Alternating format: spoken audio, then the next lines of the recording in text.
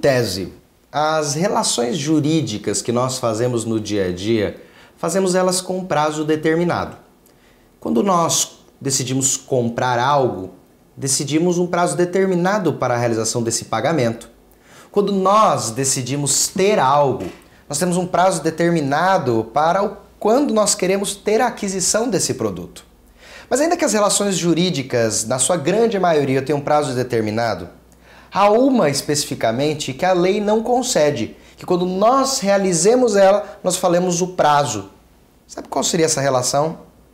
O casamento.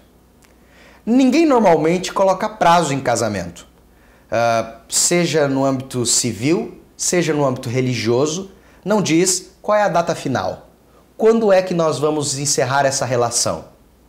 Mas nós sabemos, e o legislador também, de que ainda que as partes muitas vezes não tenham a intenção de colocar um prazo final no momento que assinaram o contrato do casamento ou hoje da união estável, essas uniões e esses casamentos muitas vezes se encerram.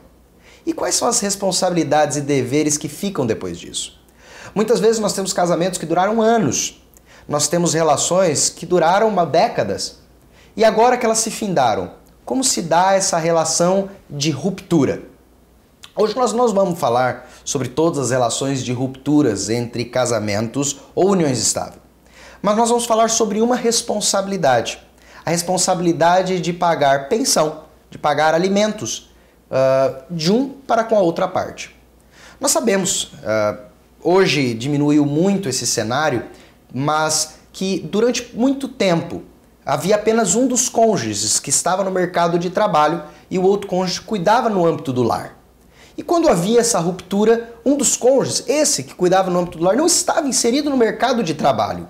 E por causa disso, não tinha condições de ter a sua própria sobrevivência nesse outro cenário de vida.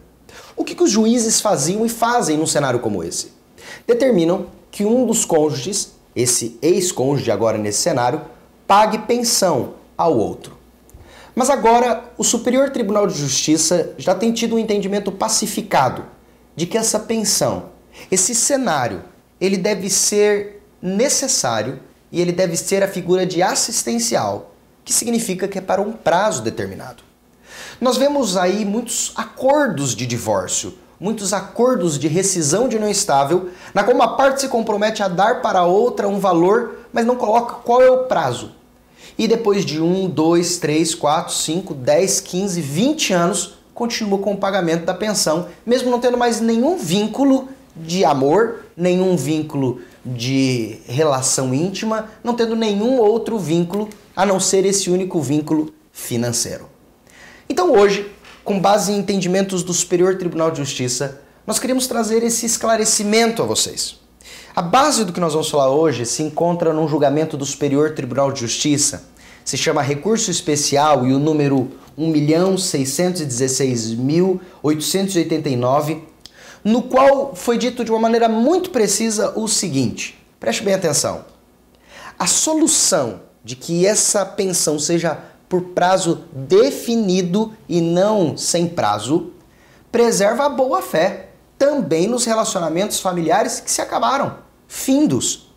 E manter uma pensão sem prazo entre ex-cônjuges ou ex-companheiros conspira contra aqueles que, mesmo a outra parte estando apta a trabalhar, apta a exercer alguma atividade remunerada, fica dependendo do outro.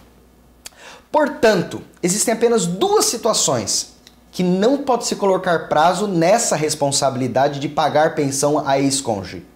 Se por incapacidade física ou por impossibilidade prática na inserção do mercado de trabalho. Nesse julgamento que eu falei para você, é interessante o caso nele. O caso era de um casal e nesse casal houve o divórcio, da ruptura do casamento. A mulher constava com 45 anos e ela sempre cuidou do lar.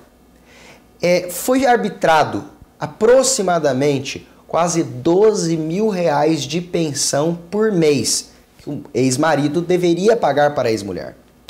Mas durante muito tempo, ela formada em direito, continuava sem trabalhar, continuava sem a intenção de ingressar no mercado de trabalho.